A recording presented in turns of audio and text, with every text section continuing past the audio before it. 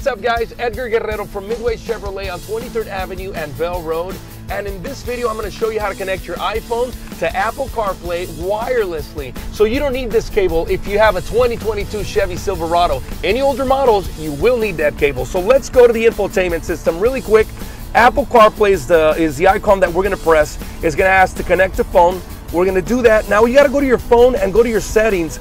My Chevrolet should pop up, and make sure you turn on your Bluetooth. We are going to press My Chevrolet on the device. We're going to pair it if and only if the numbers match. So we're going to go ahead and pair. They do in this case. We're going to allow it to sync our contacts and everything else. There's a disclaimer. Obviously, we got to press continue to be able to use this feature. So now it's connecting to our phone. Now you know the apps are there. You can swipe left and right and check out all the apps and all the information that you have on your phone. So drive safe, guys. Put the phone away. You don't need it anymore.